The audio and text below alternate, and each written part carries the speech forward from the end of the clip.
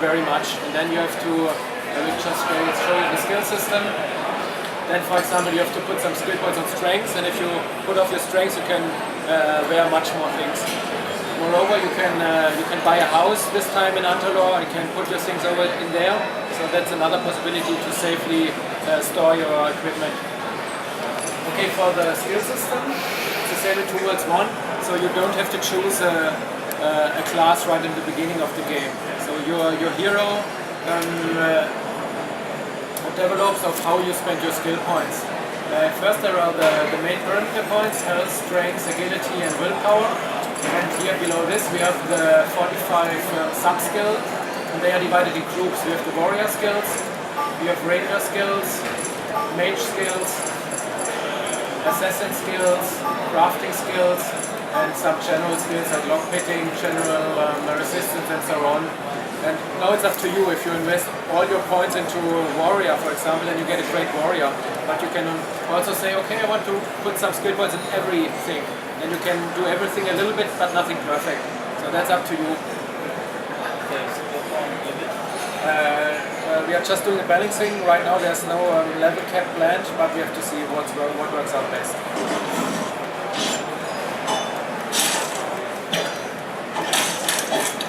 Of course, if you kill a monster, you get some ingredients. You can use them for alchemy later on. The thing is, if you choose another weapon, then your fighting style changes too. So, for example, if I take now a two-handed weapon, I have other moves.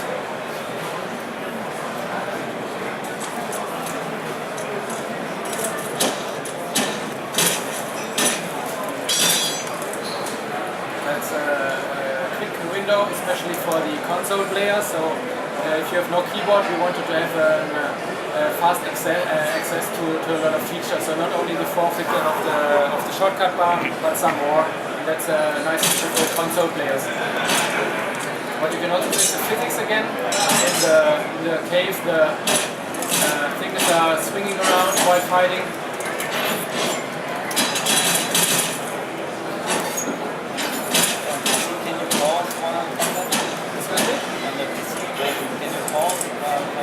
Yes. It's the same here, you can pause here too.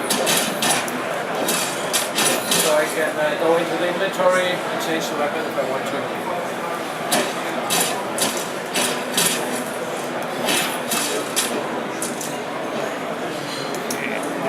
If I put back there, so if I want to heal myself, I can drink of course a potion. And if I put back the weapon, then I will regenerate automatically. Of course, there are also some stations where I can pray to the gods. For example, I got a fire, then I get a power up in terms of strength. And there are the active range of enemies.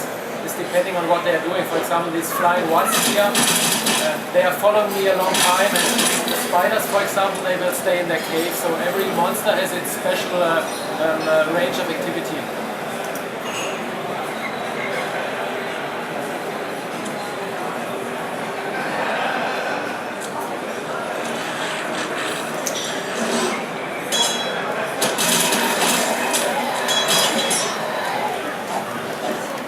I can, whenever I want, I can flee or can run away, and even if there is a teleport station nearby, then it's very easy for me to get out of the danger zone and get away.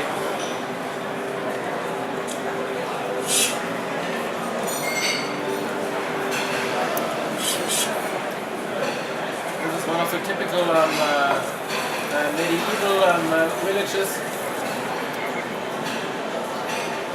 Nice. The door is swinging there and back. There's these little things, but they make the atmosphere in the game. Next thing is I want to show you is the craft system. The craft system is very important if you want to get rid of items in your inventory. Of course, you can sell them if you want, but if there's no shop nearby, then you can decide to destroy your weapons. And if you destroy a weapon, then you get some basic material. For example, now if I destroy this, I get 2 iron and 1 steel. Sorry. And these ones are down here. And I can upgrade now this, for example. If I destroy another weapon, I get more materials, and therefore I can upgrade more weapons. So I can now take this step, can go here. Now I can decide, do I want to destroy it or do I want to upgrade this weapon? And if I do an upgrade, then of course the damage thing of the thing gets better.